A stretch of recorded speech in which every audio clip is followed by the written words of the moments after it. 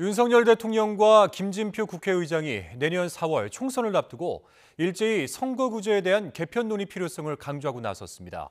하지만 각 정당의 첨예한 이해관계가 걸려 있어서 실제로 이뤄질 수 있을지는 좀 더 지켜봐야 할 것으로 보입니다. 권남기 기자입니다. 윤석열 대통령이 신년 인터뷰를 통해 중대선거구제 도입 필요성을 강조했습니다. 선거구마다 한 명을 뽑는 현행 소선거구제는 전부 아니면 전무다 보니 진영이 양극화되고 갈등이 깊어졌다며 지역 특성에 따라 2명에서 4명을 선출하자는 겁니다. 입법부 수장인 김진표 국회의장도 현행 소선거구제는 여러 문제를 갖고 있다면서 중대선거구제 도입 등 다당제를 전제로 한 선거제 개편이 필요하다고 강조했습니다. 그러니까 호남에서도 보수 쪽 대표들이 몇 명은 당선되고 거꾸로 대구 경북에서도 진보 쪽 정치인들이 당선이 되어야 협치가 되고. 김 의장은 구체적인 선거법 개정 일정까지 내놨습니다.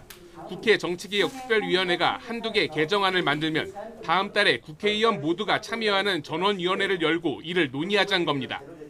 여야도 승자 독식이나 민심 왜곡 등의 문제에 현행 소선거구제의 개편 필요성은 공감합니다.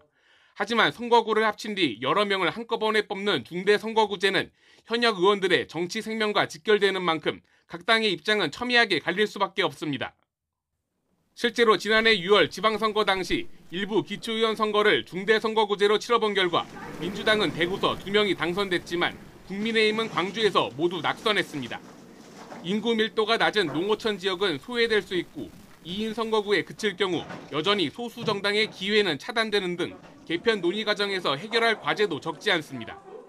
강원도의 한 절반 정도 될 텐데 그러면 주민들의 대표성, 주민들의 권익 보호 이런 거에 소홀해질 수가 있거든요. 이게 쉽지 않은 얘기예요. 선거 환경이라든지 국민에 따라서 유불리가 나눠지기 때문에 제도만 놓고 볼 때는 유불리를 따지기는 상당히 어렵습니다. 여기에 내년 총선 1년 전인 올해 4월 10일 법정 기한까지 선거구제 개편 논의를 끝내야 하는 만큼 정치권이 앞으로 석 달 동안 합의에 이를 수 있을진 미지수입니다. YTN 권남기입니다.